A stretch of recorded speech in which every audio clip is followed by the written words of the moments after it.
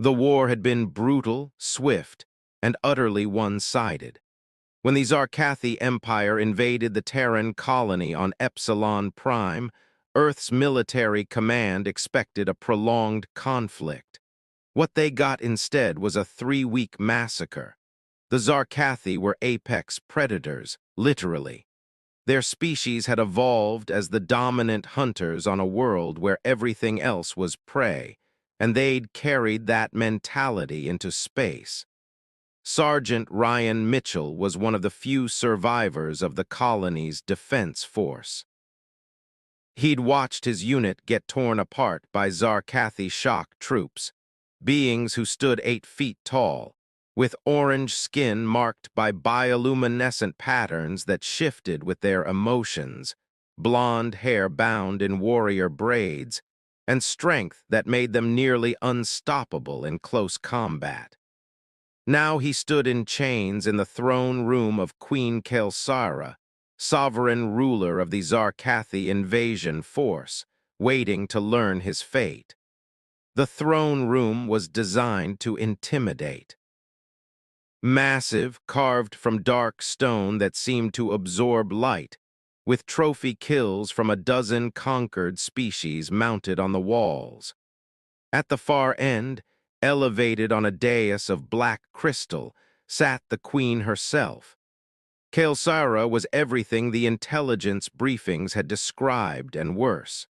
She was tall, taller than any Zarkathi Ryan had seen, with skin the deep orange of a setting sun and bioluminescent patterns in platinum that marked her as royalty. Her blonde hair fell past her shoulders in an elaborate style that incorporated weapons, actual bladed ornaments that could be drawn and used in combat. Her armor was ceremonial but functional, and her golden eyes held the cold calculation of a predator assessing prey. She was objectively the most dangerous being Ryan had ever seen. She was also, he had to admit, stunning. "Sergeant Ryan Mitchell," her voice carried through the throne room, melodious but edged with steel.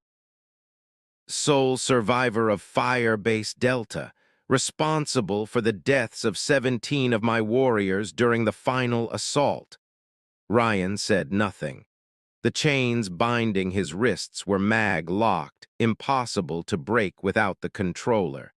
2 guards flanked him, Zarkathi warriors who could tear him apart without effort. Speaking out of turn seemed like a bad survival strategy. "You're wondering why you're still alive," Kelsara continued, descending from her throne with fluid grace. She circled him slowly, a predator examining her catch. "Your fellow prisoners were either executed as combatants or sold into labor contracts. But you interest me." She stopped in front of him, close enough that he could see the intricate patterns of her bioluminescence, the way they pulsed slowly with her breathing. Up close, she was even more imposing. "Intelligence reports say you held Firebase Delta for 6 hours after it should have fallen," she said. 6 hours against superior numbers and firepower. You used tactics we've never encountered before. Unconventional, unpredictable, effective." Her golden eyes met his. "How?" Ryan considered his options. Silence would probably get him killed, but telling her the truth might get him killed too. "Permission to speak, Your Majesty," he asked, keeping his voice neutral. A flicker of surprise crossed her face. Her bioluminescent patterns shifted briefly to an interested blue. "Granted." "I'm human," Ryan said simply. "We're not as strong as you, not as fast. We don't have natural weapons or armor, so we learn to fight dirty, to use what we have, not what we wish we had." "Fight dirty," Kelsara repeated as if tasting the words. "Elaborate." "We set traps. We attacked from unexpected angles. We used the base's maintenance tunnels, the ventilation systems, places your warriors were too large to follow." We made you think we had more soldiers than we did by repositioning constantly. He paused, wondering if honesty was really the best policy. We exploited the fact that your warriors fight with honor and predictability. We didn't. The throne room went absolutely silent. Ryan could feel the hostility radiating from the guards, their bioluminescent patterns flashing angry red. Kaelsara's expression was unreadable. You're admitting to cowardice, to dishonorable combat. I'm admitting to survival, Your Majesty. When the other guy is bigger, stronger, and better armed, you don't fight fair, you fight to win. And you think this impresses me? Her voice was dangerous now. You think admitting you're a coward will earn my respect? No, Ryan said honestly. I think you're going to kill me whether I impress you or not, so I might as well tell the truth. Yes, we fought dirty. Yes, we used every underhanded tactic we could think of. And yes, we held that fire base for 6 hours against an army that should have overrun us in minutes. If that's cowardice, then I guess I'm a coward. But 17 of your warriors are dead because of this coward's tactics. For a long moment, Kaelsara just stared at him. Her bioluminescent patterns cycled through several colors, red, blue, gold, colors Ryan didn't have names for. Then, shockingly, she laughed. It wasn't a cruel laugh. It was genuine amusement, rich and unexpected. You have courage, human, even if you claim to lack honor. Most prisoners grovel or rage. You stand there in chains and tell me you killed my warriors through cowardice, as if it's something to be proud of. Not proud, Your Majesty, just factual. Kaelsara turned to her assembled court, nobles and military commanders who'd been watching the exchange with varying degrees of disapproval. This is why humans are dangerous, she announced. They're weak, yes, fragile, short-lived, but they're unpredictable. They don't follow the rules of honorable combat. They survive through cleverness and desperation. She looked back at Ryan. And that makes them more of a threat than any warrior species we've conquered. She circled him again, and Ryan fought the urge to track her movement. Predators liked it when prey showed fear by watching them too closely. I'm going to make you an offer, Sergeant Mitchell, Kaelsara said, one you would be wise to accept. I'm listening, Your Majesty. You will swear allegiance to me. You will teach my commanders your dirty tactics. You will help us understand how humans think, how they fight, how they survive against superior opposition. In exchange, you will be granted privileges beyond what any prisoner could expect. Comfortable quarters, good food, freedom of movement within the palace compound. And if I refuse? Ryan asked. Then you'll be sold into a labor contract on a mining colony where you'll work until your fragile human body gives out. Which, given your species' poor constitution, won't be long. Her smile was sharp. Not much of a choice, really. Ryan looked at her at the assembled Zarkathi court, at the guards ready to drag him away. He thought about his dead comrades, about the colony that had fallen, about Earth and everything he'd sworn to protect. No, he said. The throne room erupted in shocked murmurs. Kaelsara's bioluminescent patterns flashed brilliant red anger. No, she repeated, her voice deadly quiet. No, Your Majesty, I won't help you conquer more human colonies. I won't teach you how to kill my people more efficiently. You can send me to the mines. You can execute me right here, but I won't betray my species. Kaelsara moved so fast Ryan barely saw her. One moment she was 3 feet away, the next her hand was around his throat, lifting him off his feet. Her strength was inhuman, literally, and Ryan felt his windpipe compress under her grip. You dare refuse me? She hissed, her face inches from his. I am Kaelsara, queen of the Zarkathi, conqueror of 12 worlds, undefeated in single combat. I have crushed empires. I have broken warriors who were legends. And you, a weak human in chains, dare to tell me no? Ryan couldn't breathe, couldn't speak, but he held her gaze. Even dying, even terrified beyond anything he'd ever experienced, he wouldn't look away, wouldn't submit. Kelsara's eyes searched his, looking for something. Fear, surrender, the breaking point all prisoners eventually reached. She didn't find it. She dropped him. Ryan hit the floor hard, gasping for air, his throat burning. Interesting, Kelsara said, her anger fading to something more complex. You're terrified. I can see it in your eyes, hear it in your heartbeat. But you won't submit. Even knowing I could kill you right now, you won't submit. Ryan dragged himself to his knees, his voice hoarse. You can kill me, your majesty. You can't make me betray my people. That's the one thing you can't take. Kelsara turned to her court. Do you see? This is what I'm talking about. Any other species would have broken by now, would have agreed to anything to save their own life, but humans. She looked back at Ryan with something that might have been respect. Humans are irrational. They'll die for principles that offer no survival advantage. It makes them infuriating and formidable. She gestured, and the guards hauled Ryan to his feet. Take him to the detention level. Maximum security. I need to think about what to do with a prisoner who won't be bought, threatened, or broken.